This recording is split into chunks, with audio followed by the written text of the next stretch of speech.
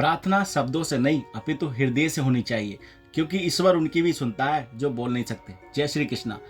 दोस्तों, श्रीमद् भगवद गीता के अध्याय 1 को जानने और सुनने के बाद हमने क्या सीखा, इस विषय पर हमने कई तरह के क्वेश्चन आंसर यानी प्रश्न उत्तर के बारे में हम आपको बताएंगे, ताकि आप भविष्य में गीता का अध्याय 1 हमेशा याद रख सकें।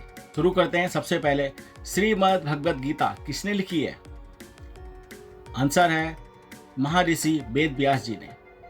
अब जानते हैं श्रीमद् भगवद गीता के अध्याय 1 में कितने श्लोक हैं? आंसर है इसमें 47 श्लोक हैं। अब अगले सवाल की बात करेंगे। भगवद गीता के अध्याय 1 का नाम क्या है? आंसर है अर्जुन विषाद योग। अब अगला सवाल जानेंगे। भगवद गीता अध्याय 1 के पहले श्लोक में क्या लिखा है, या इससे समझेंगे भगवद गीता के पहले या प्रथम श्लोक में क्या लिखा। तो आंसर होगा धर्म क्षेत्रे कुरुक्षेत्रे समवेता युयुत्सवा मामका पांडवच किम कुर्वेत संजय। अर्थात धृतराष्ट्र ने कहा, हे संजय, कुरुक्षेत्र में मेरे और पांडवों के पुत्र जो युद्ध की इच्छा से खड़े हैं, उनके बीच क्या हुआ। देखो, यहाँ धृतराष्ट्र पूछ रहा है, संजय से पूछ रहा है, स्वयं नहीं देख पा रहा है, जन्म से अंधा है। अब बात करते हैं अगले सवाल की। भगवद गीता के अध्याय 1 में श्लोक 1 से 19 तक क्या बताया गया है? श्लोक 1 से 19 तक इन श्लोकों में सेना की स्थिति और सेना में आए योद्धाओं के बारे में जानकारी दी जा रही है। बात करते हैं अगले सवाल की। गीता के अध्याय 1 श्लोक 20 से 23 तक क्या बताया गया? श्लोक 20 से 23 में अर्जुन कह रहा है कि भगवान, मेरे रथ को दोनों सेनाओं के मध्य में ले चलो, ताकि देख लूं मेरे सामने टिकने वाले कौन कौन से योद्धा हैं। बात करते हैं अगले सवाल की।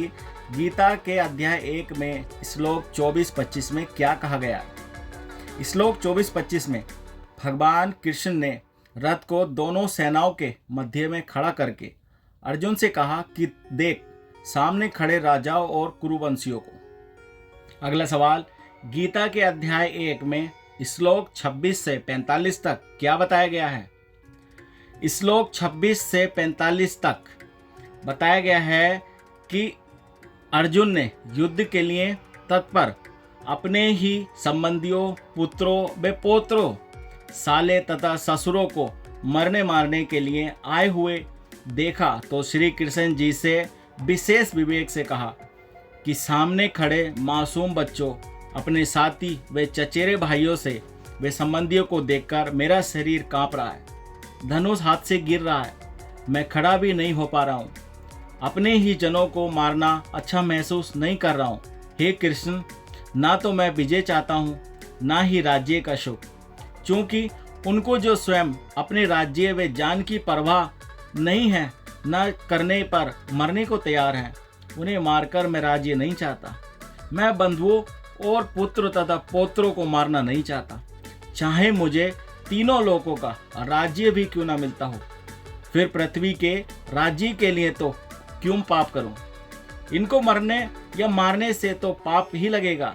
ऐसे कुकर्म करके हम कैसे सुखी हो सकते हैं? ये सामने खड़े राजा लोग तो मोह माया में अंधे हो रहे हैं, फिर हमें तो ज्ञान है। ऐसा क्यों करें कि कुल का नाश होने पर दूसरे दुष्कर्मी लोग हमारी स्त्रियों को बलात् तंग करेंगे, वर्ण शंकर संतान हो जाएगी, पतिव्रता धर्म नष्ट हो जाएगा तथा धर्म कर्म न करने से नरक के भागी हो जाएंगे। वास्तव में हम बहुत पापी हैं, जो अपने ही बंधुओं को स्वार्थवश मारने को तैयार हो गए। अगला प्रश्न, गीता के अध्याय 1 के श्लोक 46 में क्या बताया?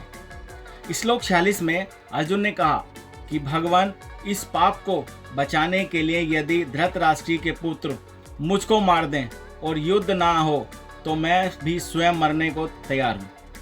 मैं इससे बेहतर समझता हूँ कि मेरे मरने से लाखों बहन विधवा होने से बच जाएंगे और लाखों मासूम बच्चे अनाथ होने से बच जाएंगे। अगला सवाल, गीता के अध्याय 1 के श्लोक 47 में क्या बताया है? श्लोक 47 में यह कहकर अर्जुन दुखी मन से रथ के बीच वाले हिस्से में बैठ गया तथा धनुष को रख दिया। साथियों, इस अध्याय में कुल 47 श्लोक हैं, जिनमें से 2 श्लोक 24-25 श्री कृष्ण ने बोले हैं, बाकी यानी कि शेष श्लोक संजय तथा अर्जुन के ने कहे हैं। तो दोस्तों, ये वीडियो आपको कैसी लगी? पसंद आई हो तो लाइक करें और चैनल को सब्सक्राइब करें। चलिए मिलते हैं ऐसे और अनेकों क्वेश्चनों के बारे में, आंसरों के बारे में, अगले अध्याय के बारे में। तब तक अपना ख्याल रखिए, सुरक्षित रहिए। जय श्री कृष्णा, जय श्री विष्णु।